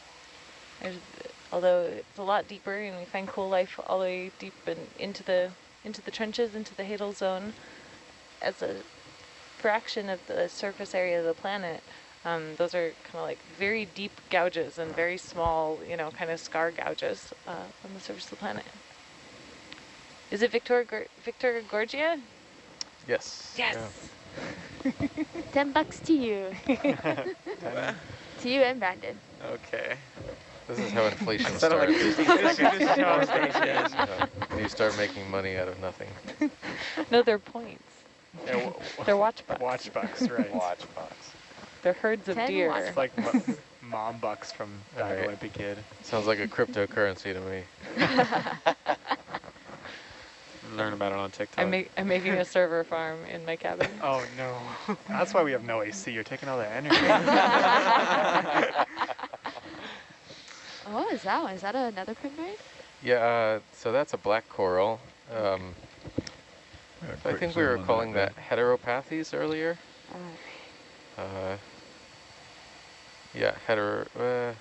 Heteropathies. We're looking at kind of where the branchlets come off, how many different axes it has. So probably heteropathies.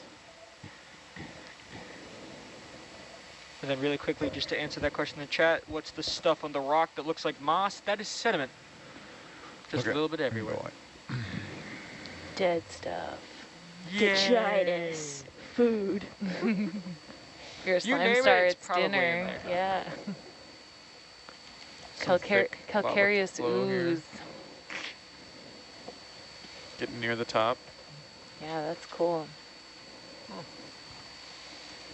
Then another quick question for the chat, just to start winding things down. What's your favorite part of this job? Round robin. We have 8 minutes. What's What's everyone's fave? Yeah. Yeah. My favorite part is that I get to practice some mechanical engineering, which I studied. Subsea, discovering amazing things about biology and geology and chemistry and that I didn't know beforehand. So I get to dive into my field, but also learn a lot about others, and that's kind of the best of both worlds, if you ask me. Nice. Awesome. I gotta say, my favorite part of the job, I think it's just learning like all of this new knowledge that I've, like different types of coral, different types of cryon, like all, crinoid? Crinoid. I think just learning all this, which I've learned more in the past 4 days than I ever have in a high school classroom. This is the fire hose. Yeah. No doubt. This is the fire hose for sure. What's your favorite part of the job, Dan? And Dan? I'm living the dream right here. Yeah. Bye. And it wouldn't be possible without this team, which is just amazing. Yeah, yeah. I think going off of that, just kind of the camaraderie that comes with it all, getting to know your watchmates, and I mean, really just sharing the experience of seeing places that have quite literally never before been seen by anyone. And the fact that we have, this telepresence, the ability to share it globally is just unbelievably cool. I know, as we march on, I'm more folks are gonna, waking up. Australia, Finland, UK, India, hello in Turkey. I'm going to jump in for just a second and sign off. My relief Right, is thanks, standing. Dan. Thank Thank you, you. Dan. Signing off. Thank you, Thanks, everybody. Dan. Thanks, Bye, Gibson. Thank you, Gibson. Bye-bye.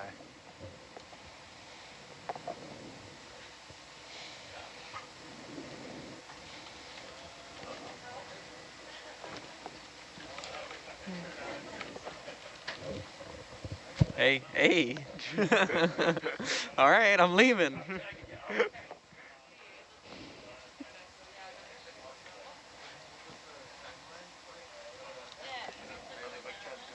This one? All right, I'm gonna sign off and let Hoku take over.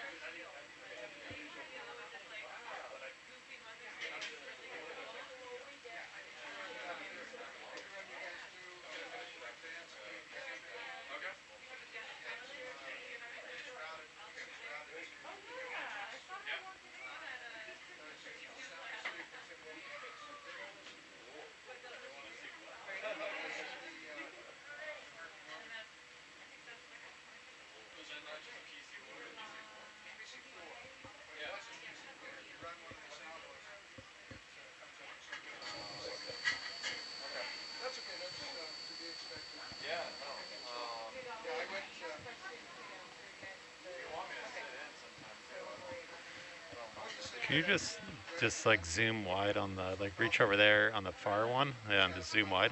No, zoom. Just go wide, all the way back. The stick, push the pick back to the left, all the way, left. There we go. And then, yeah, just, that's good. Dave will fix it. It was just zoomed in like too much. No. Do you all like 0.3 knots while we're on the flat stuff? Yeah, sure. Okay. And we're headed, if you Yeah. can turn your head, like, what is it? What are we going, 225? I gotcha. Yep. So Josh, I just want to confirm, we anticipating a 2130 off bottom? Do you remember that? No, that is, that's 2130, 2100 probably. Oh, 2100, okay. For some reason I thought of 30. Good. 2100 what? 2250 on deck. So, Yeah, okay. 22. so about 2100, it's about an hour and a half. 2230 on deck. 2230 on deck. Yeah, that's what the whiteboard said. Yeah. Yeah. We can change it Okay. if we need to. Sounds good. All right, better spot now. What's do I hear a new voice in the room? You do. We're gonna have to do some new introductions there, Hoku. Yep, you're on mute. And we're back. And we live up to our reputation. The name of our watch is You're on Mute, 'cause pretty much everyone talks. Oh boy. Bridge nap. Good start. Good start. Yeah, right back into it. Aloha mai kako. Welcome Can we to the do 8 a course o'clock of watch. 215 at 0.3 knots for 200 meters? Can we? Exactly. Thank you. Is that a fish? Yeah. Yeah. So that was 215, by the way. 215, right.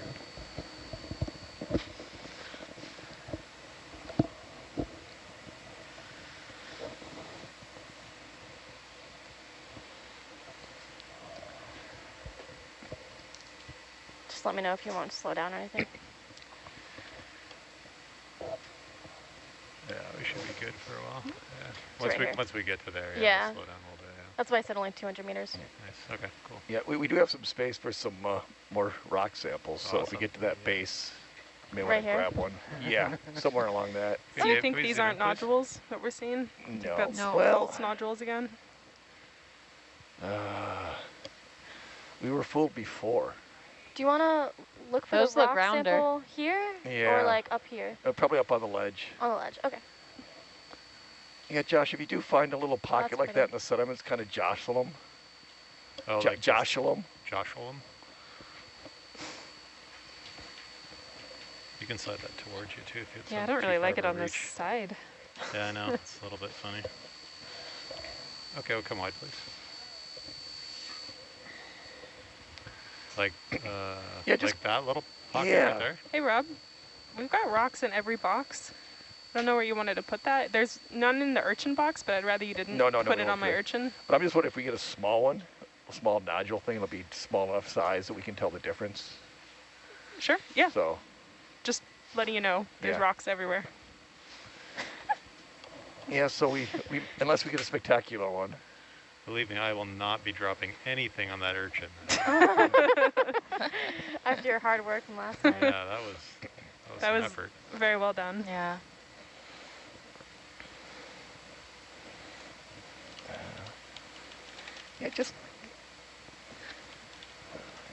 Yeah, let's just pick up one of those if you can, if it's easy. The one you jostled there. Yeah. Look at that thing. What's it look like on the bottom here?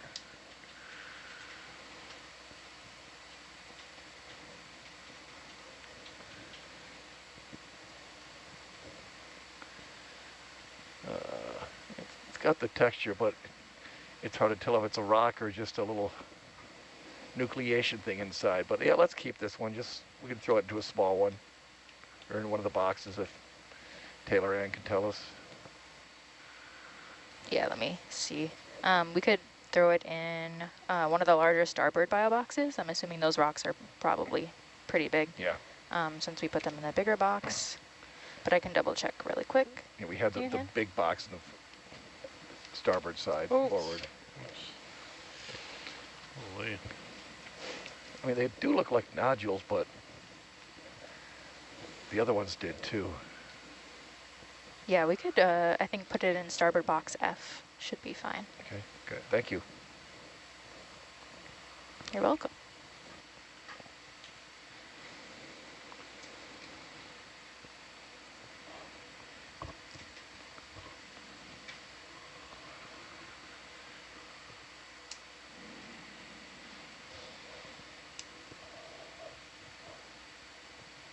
Starboard box F. Or if it's easier to reach the forward bio box, you can also put it in Omega. There's a large rock in there. Oh yeah, I could probably just drop it in that one, eh? Yeah.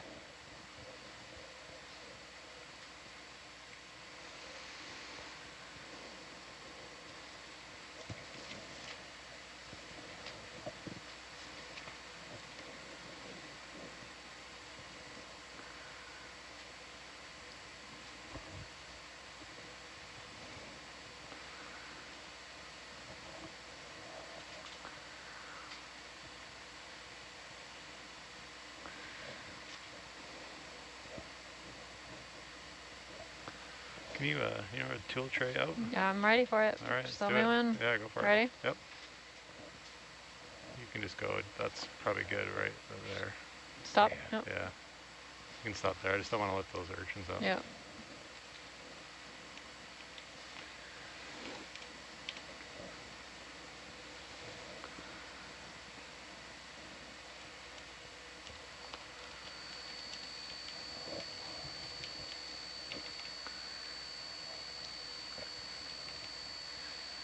Thank you, sir.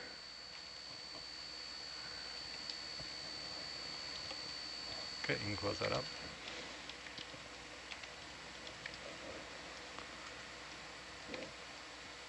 And that is sample number 062. Thank you.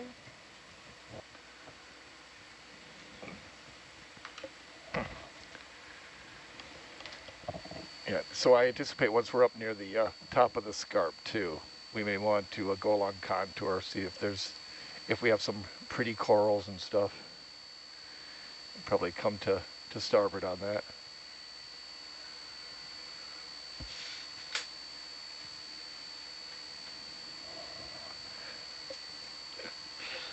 Okay.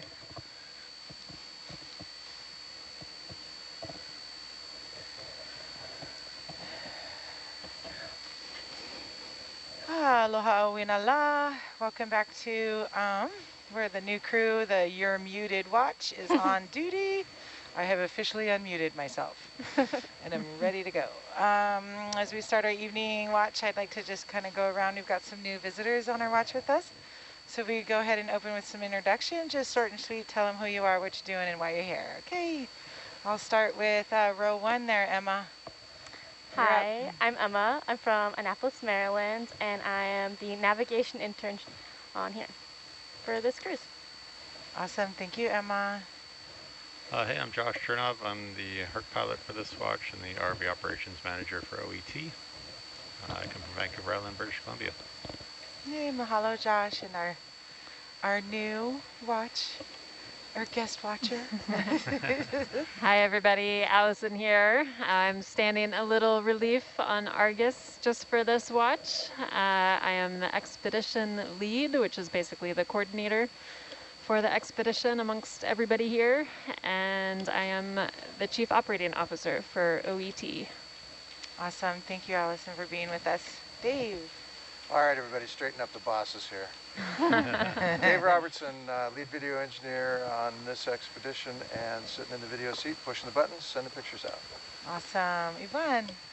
Ivan Vicente, U.S. Fish and Wildlife Service, here as a guest educator. Awesome. Thank you, Ivan. Taylor. Oh, I am the science manager and the data logger on this watch. I'm a master's student, and this is my 4th season on the Nautilus. Awesome. Thank you. Liz. Hi, everyone. I'm Liz Miller. I'm a guest scientist from University of Hawaii. I'm here as a biologist on this watch. Thank you, Liz. Rob, you're up. I'm Rob Colony. I'm the watch leader of You're Muted. We are officially unmuted right now. And I'm also the science lead on this cruise. This is my second Nautilus cruise, and Cool. it's as fun and wonderful as it was the last time. And I'm from the University of Rhode Island, and I hail from a small town in upstate New York. Awesome. Oh, and he's an awesome cook. Mahalo, you guys, for introducing yourself. Aloha mai kako. I am Hokupihana. I reside on the island Mokuokeawe, the big island of Hawaii Nei. And I am the executive director of the Nava'amao Marine Stewardship Program, where we use outrigger canoes to care for our oceans. Mahalo for joining us. Please feel free to add your questions into our chat, and we will address them as best as possible. Mahalo nui. We do have one first question from a 7-year-old that is joining us today. What is the coolest thing you saw today? I think it might have been on the last watch. I was told that there was, what was it, even a meter long... It was a cutthroat eel. Thank you. I almost said cusk. Cutthroat eel, which is pretty amazing. Can you imagine a meter long eel at this depth? That's pretty awesome. Thank you for asking. Please feel free to put your questions in the chat, and we'll continue to address them. Mahalo. What is happening here? This is cool. So, looks like a black coral with an anemone. Is that the Venus flytrap anemone? Is there something on the anemone or inside of it?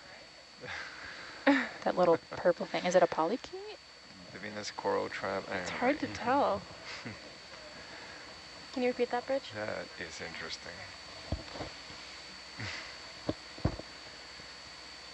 The coral's having a hard time. Yes, it is. We're going to slow down in a little bit to 0.2, but not 0.3 for now.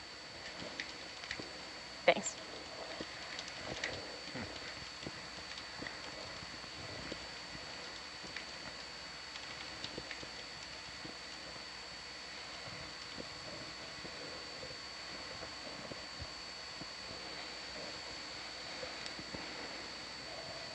We still have 2 Niskins available too, right? 3 Yep. it looks like. We have 2 actually. Yeah. Niskins 2 and 1. Great. If one will fire. Yeah, okay. Hopefully. So we'll get some Edna at the top, hopefully. Oh, there it is. Okay, I was searching for the 4th little top, but it's hidden. You might see it now. So we're heading to waypoint 6? Yes. Yes. 1 will fire. It was misrigged before. Cool. So really, that's the hardest one to get rigged properly. So we have a question that just came in. This is open to anybody who would like to answer. Can you zoom in, please, Dave?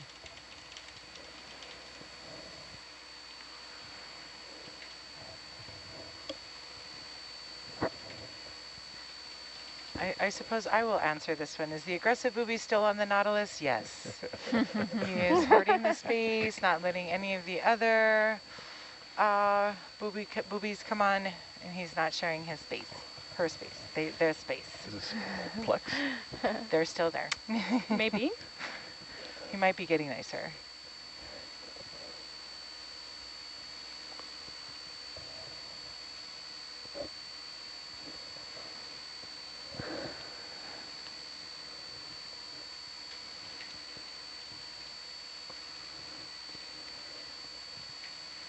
Yeah, come on, please. Whoa.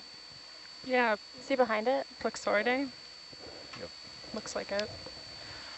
Taylor, I'm going to direct this question to you. Are you seeing any signs of plastic pollution at these depths? Yes, it wasn't on my watch, but I believe yesterday they actually saw quite a few pieces of trash floating. They saw like a plastic bottle, I think a plastic or a bottle cap. I'm not too sure what other things we did see. And then also I can't remember if I had a dream that we saw another thing. I think I had a dream that we saw, because I told you guys I saw a bath mat before, and I swore I saw another one. So I don't think that actually happened. But there was a bath mat. Was there? No, I don't know. Oh, okay. We definitely